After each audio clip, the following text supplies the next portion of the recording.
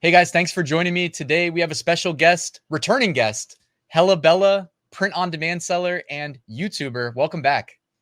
Thank you so much for having me. So it's been a while. Like, what have you been up to? It's crazy. Time has flown by. Like, I don't even know how long it's been, but how's business? How's everything going? It's going well. I've got a lot of irons in the fire, but I am still working on merch and just kind of recently got back into it a little bit more heavily because of the election stuff going on and just seeing people have success with that. So I've just been spending like every morning uploading election shirts. So I've put a lot of focus into that. Yeah, and that's, I think, well worth the time. I've been talking a lot about that lately just because I've been seeing the results in the short term. And what are your thoughts on like the timeline? I feel like we have at least probably 6 months left of this selling really well. My math could be off. I don't know the last time I counted. Maybe it's 5 at this point. But either way, I feel like there's a lot of money Yeah. left to be made. Well, and people are really passionate about this. Like, this is a subject that like gets people going on both sides, and I'm like, that's what you need to make a purchase, like something that you're passionate about. So I noticed like the minute, like, okay, I uploaded some political stuff. I was the first to kind of like find that niche, and it sold the same day. And I was like, oh my God, I've got to get on this fast, because I feel like being first to market is huge with merch, because you get the rank, and then typically your stuff never leaves the first page if you're one of the first sales, I've noticed. I absolutely agree. That's a huge part. And for me, we were talking before I hit record that like I haven't been uploading the election stuff to merch.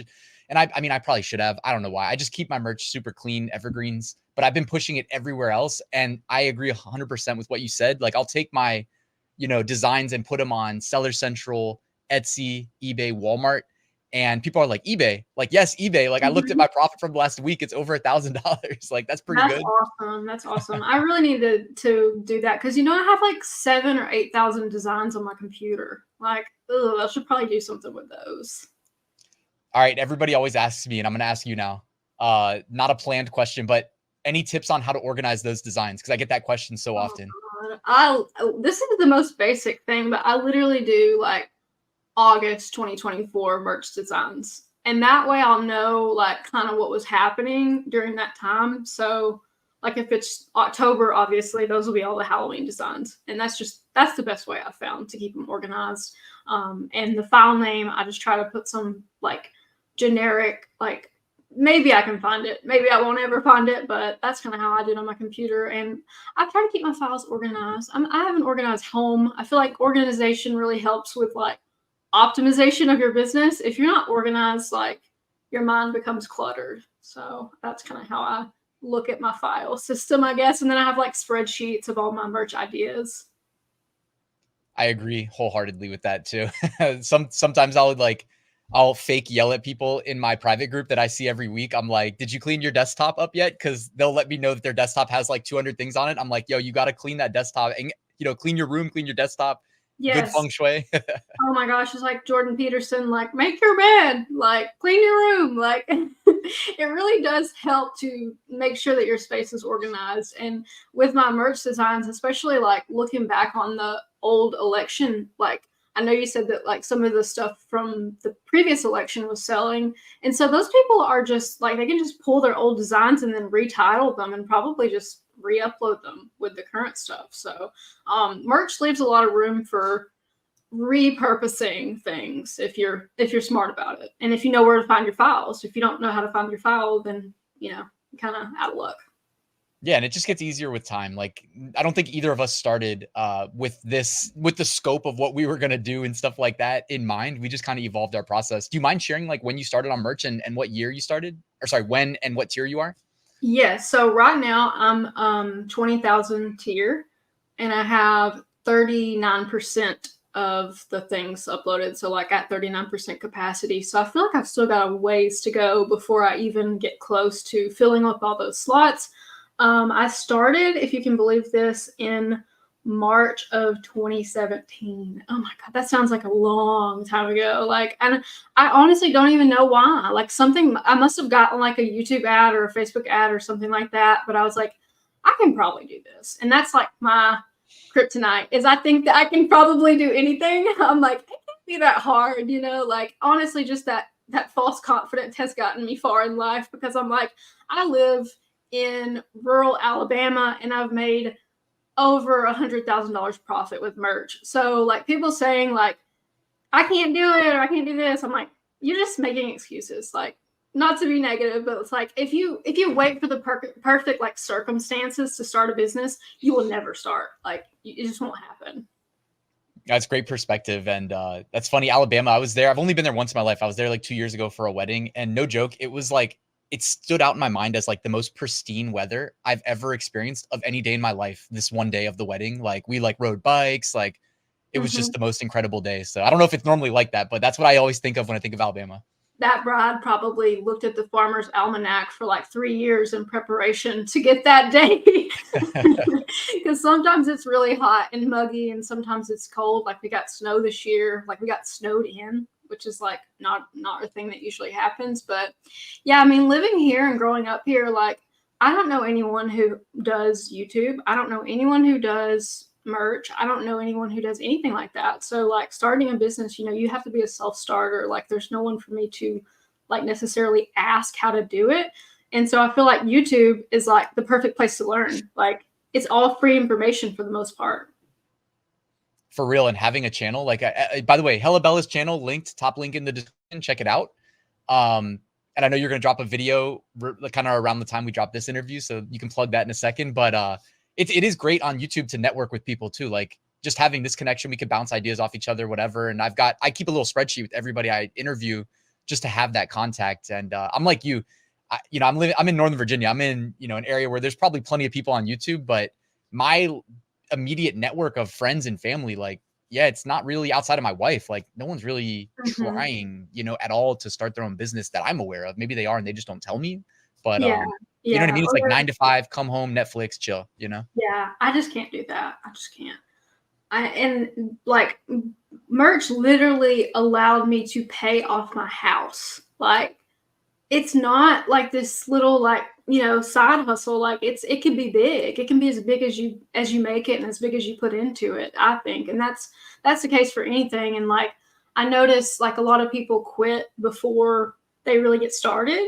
Especially if you're in the lower tiers, like you're feeling like, oh, well, what's the point? Like, I'm never going to get out of this. But like, you have to keep trying. You have to keep like implementing new things. Like, and it's a grind at first, but I will say that it definitely gets easier, I feel. Yeah, I used to listen to a podcast called Merch Minds, and I always would be like in my head, I'm going to get to their tier. I'm going to surpass them.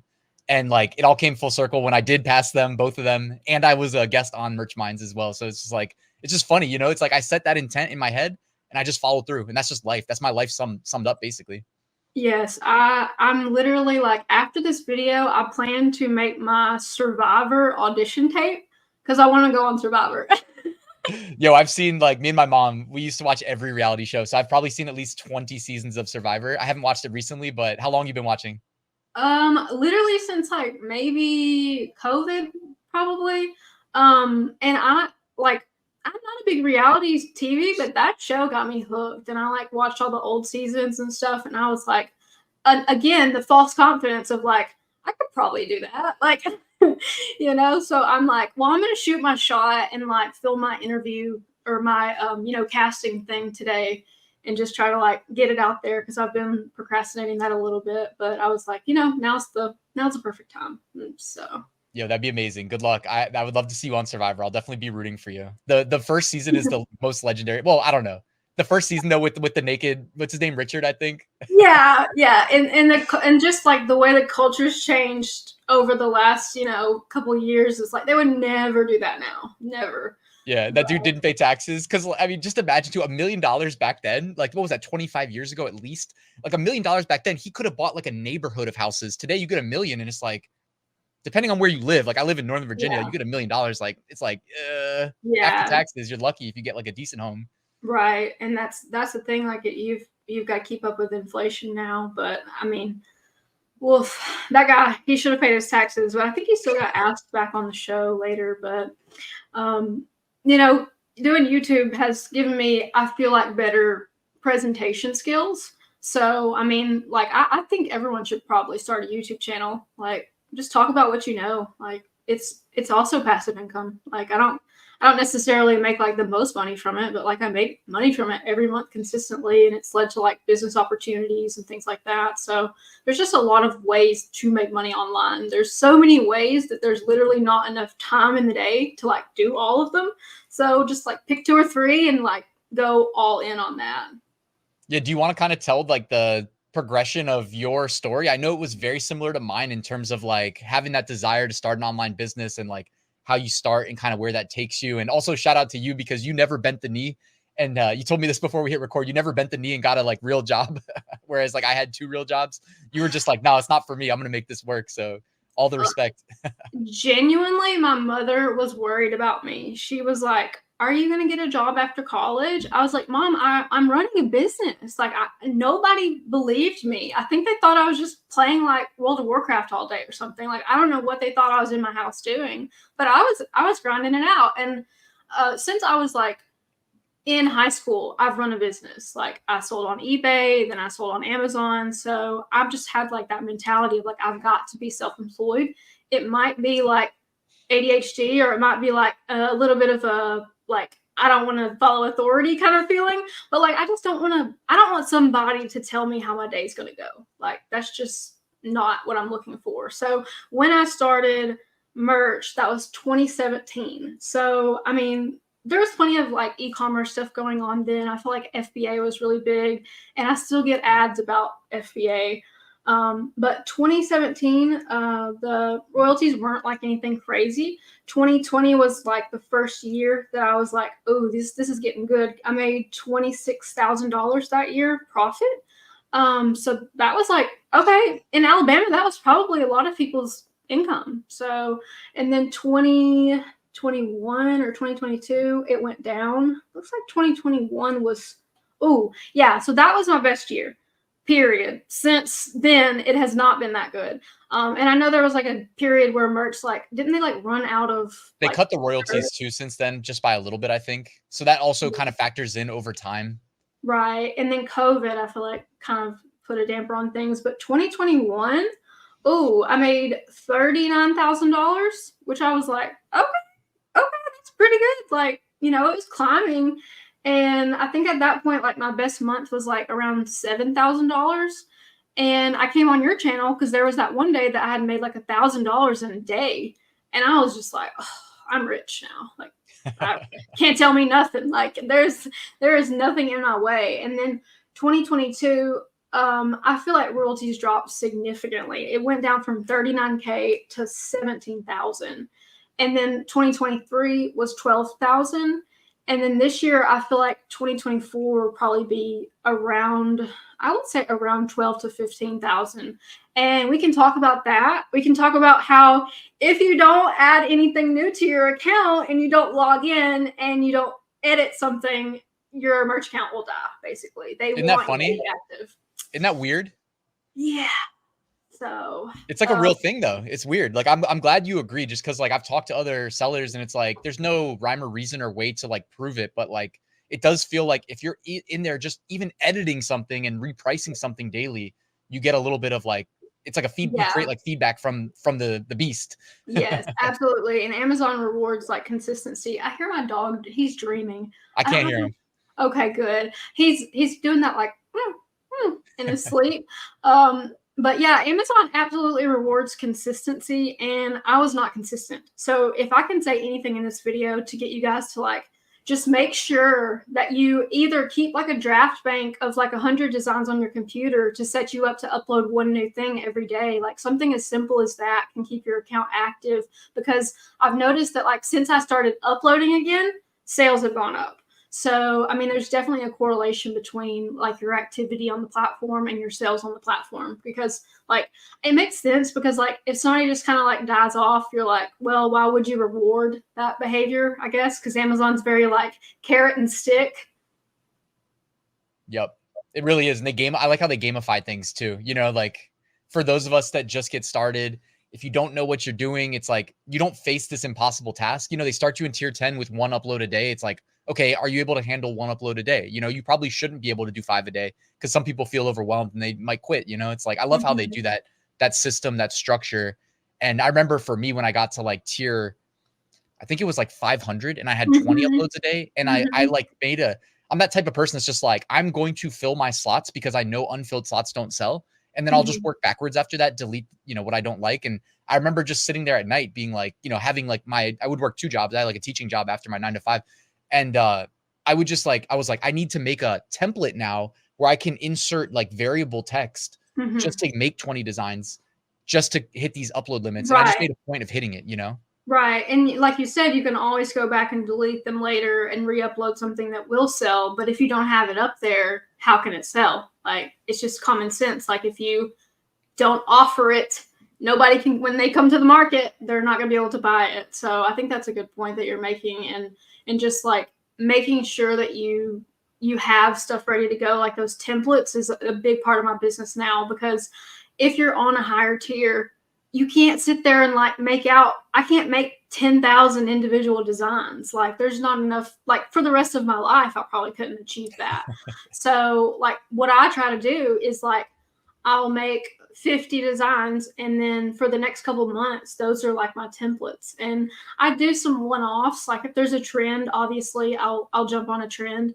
But like you said, with your evergreen stuff, to this day, that is what makes the most money on my merch account. The crap designs, I must say, like terrible designs, like some of them are just text, but they've made me the most money. I looked back on one of them and it had made me 20,000 of the 124,000 profit that I've ever made. And so I'm like, that's saying something, that like, being first to market is still like really viable on Merch by Amazon. And you just have to be creative. Like, I feel like a lot of people now are like, they want to copy. Like, I do obviously follow trends, but like, it's okay if you come up with your own phrase. Like, if you think it's funny, chances are like somebody else thinks it's funny. Like, I make myself laugh all the time. Like, I'm on my computer like, like, that's so funny, Bella, whatever. Like, Yeah, you could have fun with it. Like, I definitely agree with everything you said too, and the templatizing and all those things. And yeah, I mean, Amazon merch is not going away. Like, I remember somebody sent me a job description for working at Amazon merch, and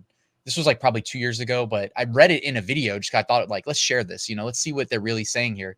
At the bottom, it just said, we're just getting started, and it's like, that was 2022. It's like, you know what I mean? Like, think about it, back when we started, because I started, we probably got in the same wave, March 2020, or sorry, March 2017. And yeah, like back then it was 2 t-shirts, right? And it was just US market. So look how far we've come. right? There was no pop socket. There was no tote bag. I sold a pillow the other day and I was like, okay, like that's different, but like, I feel like eventually they will roll out more products. I mean, it's just a matter of time. But like, in between now and then, you can do like what you're doing and sell on all those different platforms. Like, do you use Printful? Yeah, I mean, I use like all the above, but Printful's Mhm. got this feature called product templates, and that really helps me operate very efficiently, because you can like have one design and it just says in the sidebar, like add to product, and it puts all these other products. So you can just be like, yes, add to those products. And Mhm. then you literally like, it creates it and you can click like add to store and it opens up all your stores. Uh, So I can just yeah. rifle through it so quickly. Yeah, that's what I need. I need to make use of those designs elsewhere. I do have an Etsy store where I sell digital files. So I think I've talked about that a little bit, but like, my old Etsy shop got shut down. I mean, it literally, if you're an entrepreneur and you haven't been kicked off Etsy, I don't know what you're even doing. Yep. But my Etsy store got shut down and then I rebuilt it. And so I think I've got around like 300 files that I sell on Etsy. And so that's another source of income for me. And I've had some people be like, well, why would you sell your files? Like, because they're uploaded as t-shirts. And I'm like, these are not shirts that are selling well. Like, it's just stuff that I feel like the Etsy market would like. Like, Etsy's like moms and crafty people and people with the, those t-shirt maker things for at-home t-shirts. So that's another revenue stream that I have. No, I love that. And I know that like, yeah, most people think the way that you were saying that the comment might say, but I think in terms of like, ever since I learned how to program, because I used to be a web developer in my past life, it's like a logic tree. It's like, goal is make money, do research. You look at Etsy product research tools and you type any niche. oftentimes the top seller is not a product. It's a digital file selling to the sellers. It's like, yo, just take a hint, like, and make money. If your goal is make money at the top of the logic tree, do whatever it takes. Like, I Yeah. agree with you. Yeah. You know, one of my best selling merch designs, I was on Temu the other day because I'm like addicted to Temu now. And it was my merch design that had made me that $20,000. I was like, but it's like, if I spend all of my energy worried about that, I can't move forward, you know? Yep. And so that's the nature of it. And that's another reason why you don't want to spend too much time on a design.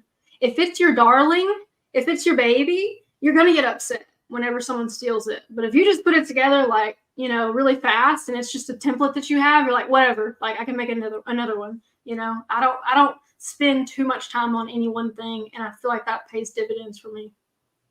Yeah, do you remember that brand Leak that used to be like dominating Amazon merch? And I feel like they just got tired of getting ripped off because Amazon merch to this day, I'm pretty sure, still puts the like raw full res design file in the source code.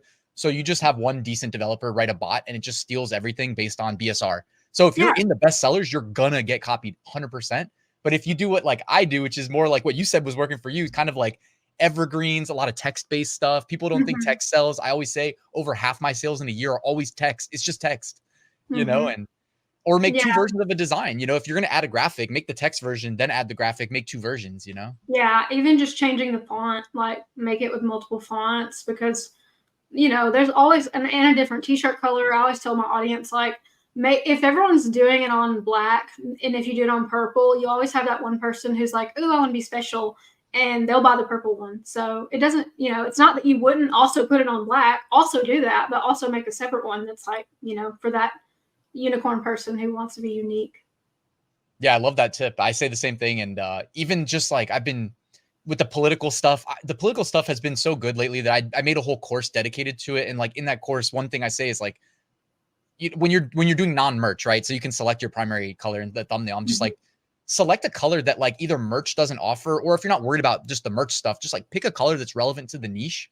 Like, you know what I mean? I know it's obvious, but if you don't think about it, your default will be black, right? Even on like Etsy or something, I'm like, yo, if it's Democrat, make it blue. If it's Republican, make it red. Like simple stuff that people don't do. Yeah, I was doing that. I was doing a lot of Harris shirts the other day, and I was like, oh, these are all going to be blue.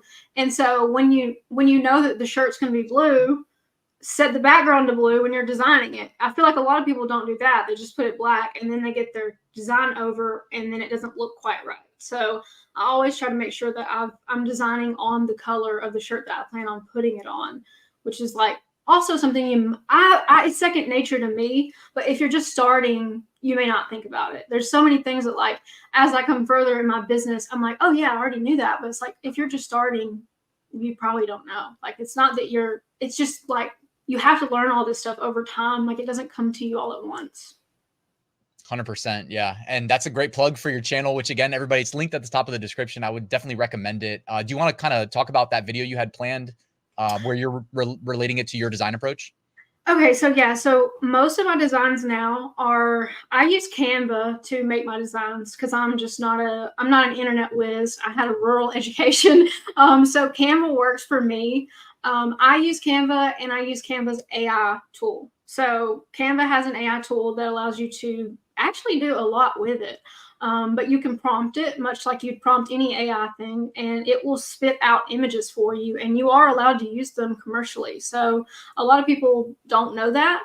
And a lot of people also just use, like, if you use an image that's on Canva, it's a good chance that, like, everyone else who does merch is also going to use that image, because it's like, well, this is the Canva frog, or this is the Canva squirrel. And so instead of doing that, you can use this tool that they have that's called Generate AI Images, I believe.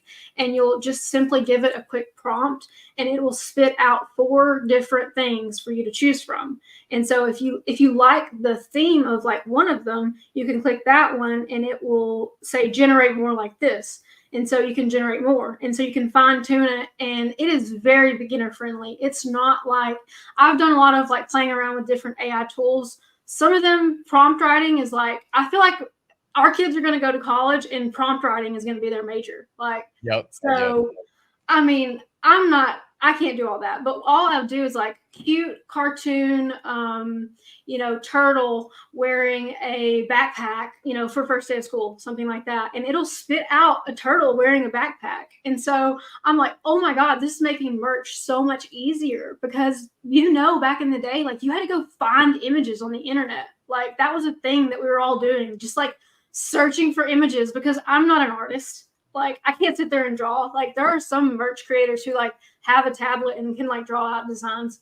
No, that is not me. Like I have to find a design that's already like available. And then, there's the whole like, well, am I allowed to use it or not? Like, and some of them are subscription based. So if you don't keep paying for the subscription, you're not technically allowed to use it later. So there's a lot of rules with that. But with Canva, I feel like that tool really has made a big difference in being able to spit out designs faster.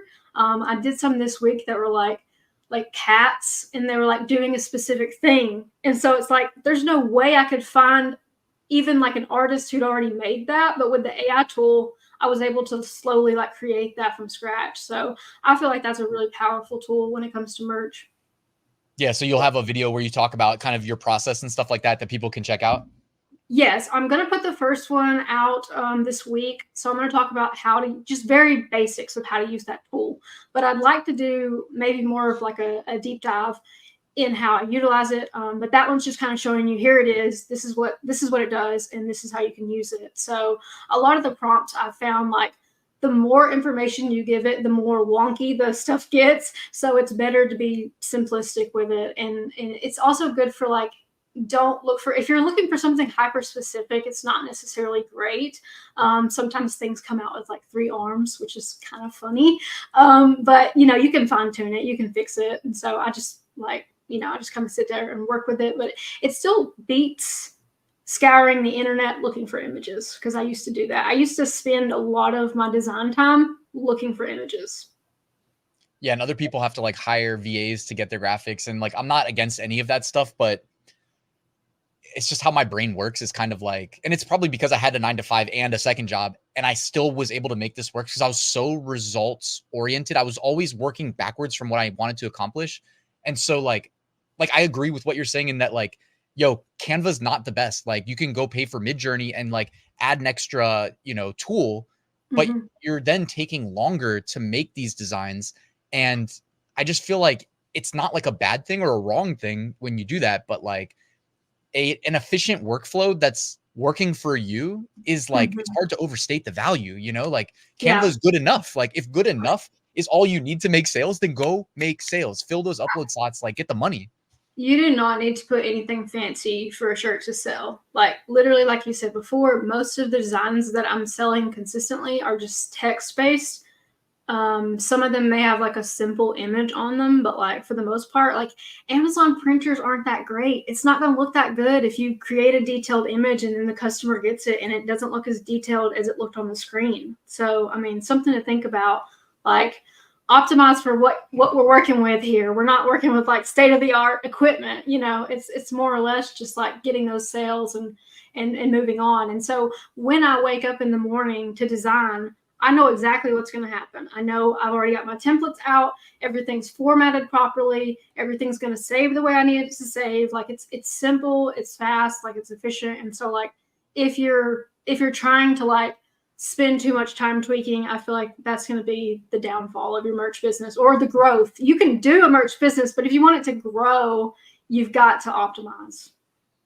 Yep. And that's any business, right? Like you just got to make it work. You got to get those workflows optimized, and you got to show up and just put in the work. And it's so much easier when you already have it predetermined, like what you're going to do, Yeah. Waking up, do it for about 4 hours and then take a break. I'll go to the Y, work out, maybe come back and do stuff for YouTube for a little while and then eat something. It's like, that's kind of how your day goes when you're self-employed. Like you kind of have to put yourself on a little schedule to know what you're going to be doing. I'm sure you know what I'm talking about. Like, if I don't plan my day, it's easy for the world to plan my day for me. That's a great point. Honestly, that could be a mantra. I had these like mantras in my head, like through my journey. And that's definitely one that I could definitely see being a mantra for somebody watching.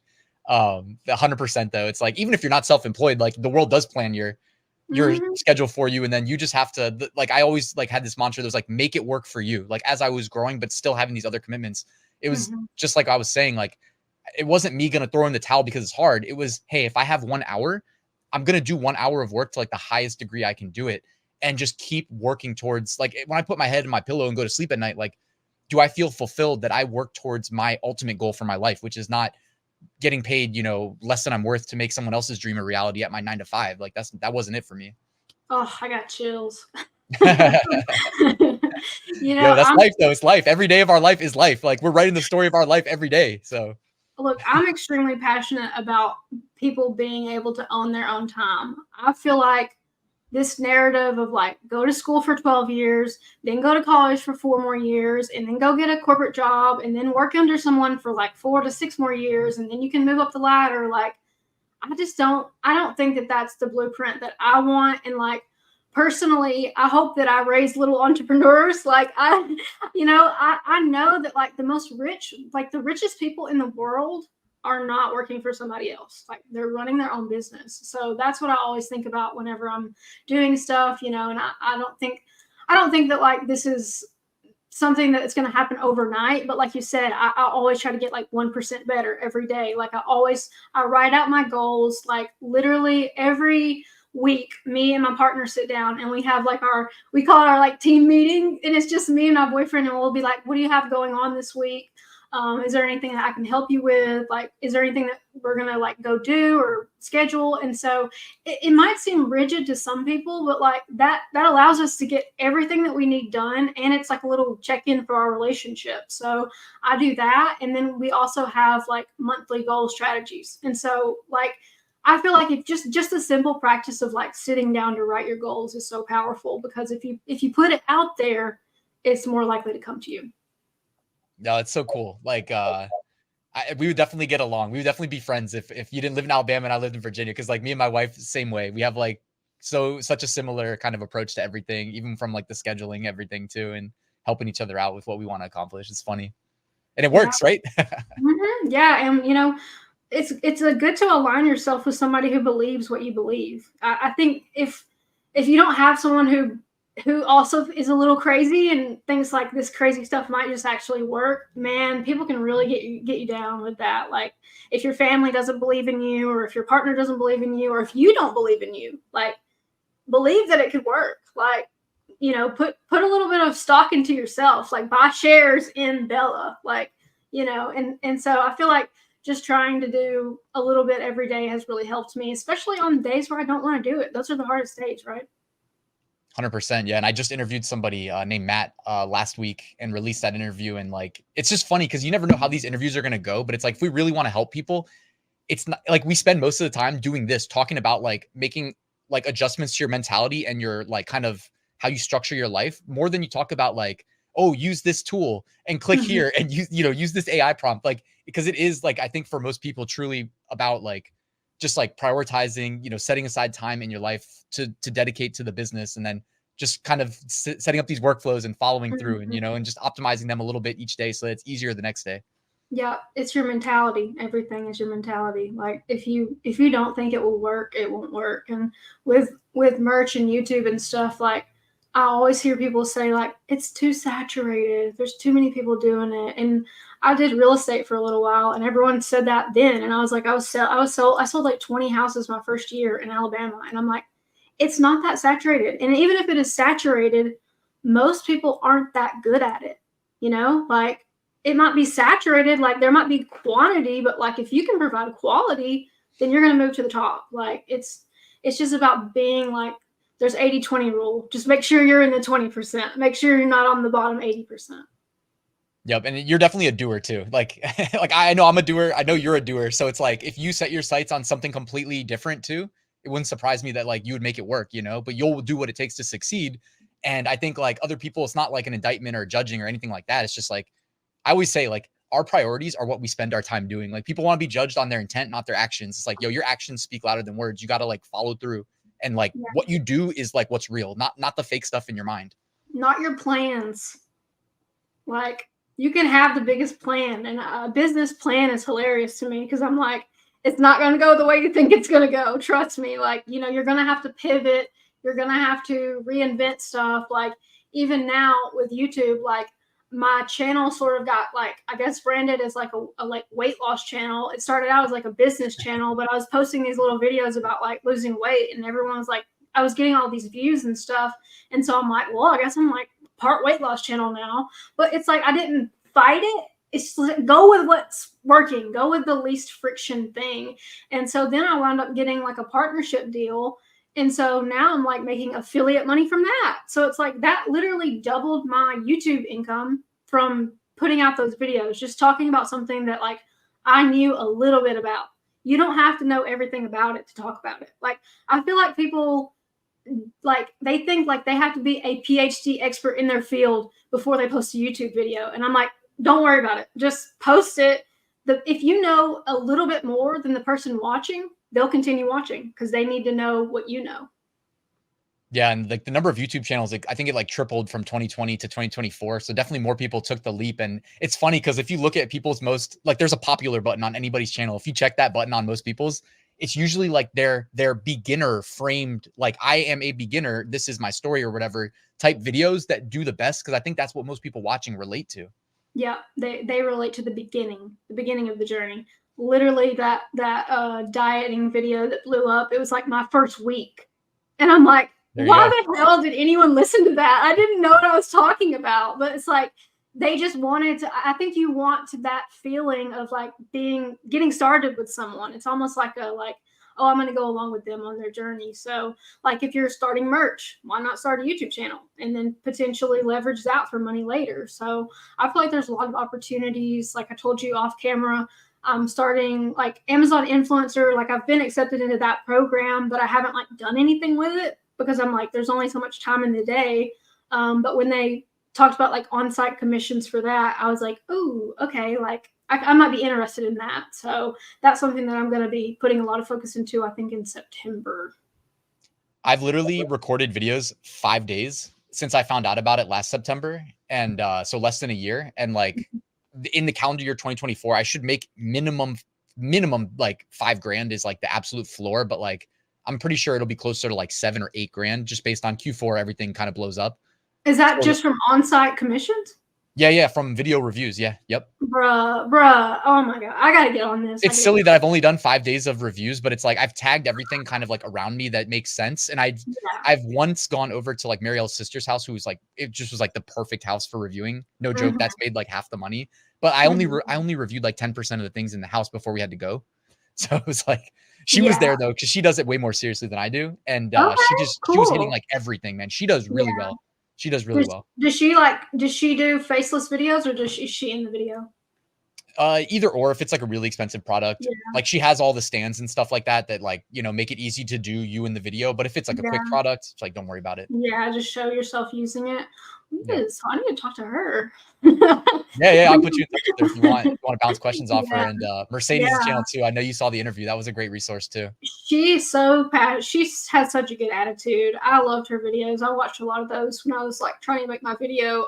But yeah, I also know that you can make a separate YouTube channel and then put all those reviews on YouTube and then send traffic to Amazon through your links that way. So I got to do that too. It's like, there's so much opportunity. Like, just do something. Like, I beg you, like, if you're thinking about doing something, just do it today. Like, literally do it today. I'm going to make my Survivor interview today. I'm like promising you guys, because I'm like, that's something that scares me, like genuinely. But like, I feel like if you just do it, the ball will start rolling. Like, you know, what is it, the saying, like, a rolling stone gains no moss or something like that. I don't know. That's like a Southernism, but like, it's something in motion stays in motion. Like, but if you're not moving, then you're not going to move. So you got to start moving.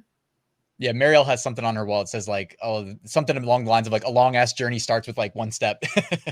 Absolutely. Yeah. And you know, was she always like motivated towards self-employment, or is that something that you guys started to do together?